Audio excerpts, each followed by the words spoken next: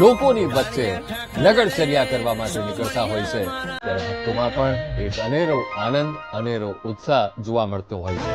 હવે આ જ્યારે 22 કિલોમીટરની આ જે રથયાત્રા છે, ત્યારે ભક્તો પહેલાથી જ એ રૂટ ઉપર એ ઉભા રહી જતા હોય છે અને ભગવાનનું ભજન કરીને, ભગવાનનું મંત્રોચ્ચાર કરીને ભગવાનની રાહ જોતા હોય છે. અને ભગવાનની ભલે એક ક્ષણની ઝાંખી, કેટલાય સમયની રાહ, પણ એક ક્ષણની જ્યારે ઝાંખી થઈ જાય છે, ત્યારે એ કેટલા સમયની રાહનું પણ વિસ્મરણ ભક્તોને થઈ જતું હોય છે.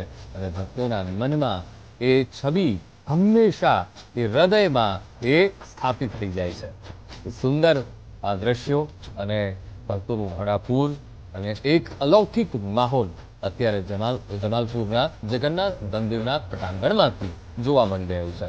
તો સીધા જ દ્રશ્યો જેમાં ભગવાનનો નંદી ઘોષ રથ અને જેમાં ભગવાનને બિરાજમાન કરાવવામાં આવ્યા છે અને સુંદર ભાસી રહ્યા છે ભગવાન જગદીશ, જેમને શૃંગાર અતિ પ્રિય છે અને એ શૃંગારના પણ ભક્તો દર્શન કરતા હોય છે. ન માત્ર ભગવાનનું મુખારવિંદ, પણ ભક્તો એ પણ જોતા હોય છે કે ભગવાને કેવી પાઘ પહેરી છે, ભગવાને કેવો હાર પહેર્યો છે, ભગવાનના વાઘા કેટલા સુંદર છે, એનું જરીકામ કેવું છે, કેવું અંદર વર્ક કરવામાં આવ્યું છે, એ તમામ બાબતોની ભક્તો નોંધ લેતા હોય છે.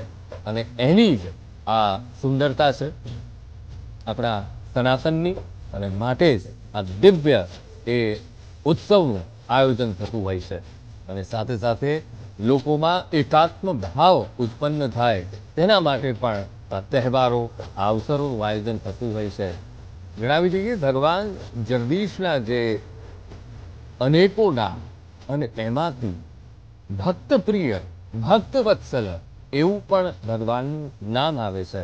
અને પોતાનું નામ, પોતાના ગુણને ભગવાન જાણે કે રથયાત્રાના દિવસે ચરિતાર્થ કરતા હોય તેવા દ્રશ્યો અત્યારે મંદિર પટાંગણમાંથી સામે આવી રહ્યા છે.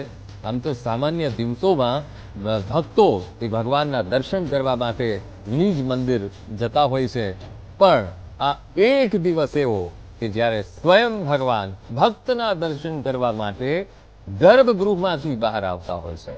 આમ તો શાસ્ત્રોમાં એવું પણ કહેવાયું છે કે જ્યારે પણ મંદિરના ગર્ભગૃહમાં કોઈ મૂર્તિ સ્થાપિત કરી દેવામાં આવે, ત્યારબાદ એ મૂર્તિને ત્યાંથી ચલિત કરાવવામાં નથી આવતી, એટલે કે એ મૂર્તિને ત્યાંથી ઉઠાવી નથી શકાતી. પણ ભગવાન જગદીશની આ એક જ દિવ્ય મૂર્તિ એવી છે કે જે જાગતી છે, હંમેશા જાગૃત અવસ્થામાં. અને જ્યારે ભક્ત એ ભક્તિની દ્રષ્ટિથી જ્યારે ભગવાન જગન્નાથના દર્શન કરે છે, ત્યારે એ મૂર્તિ સ્વરૂપ નહીં, પણ સાક્ષાત જાણે કે ભગવાન જગદીશ્વર ત્યાં વિરાજમાન હોય તેવા ભાવ સાથે ભક્તો દર્શન કરતા હોય છે.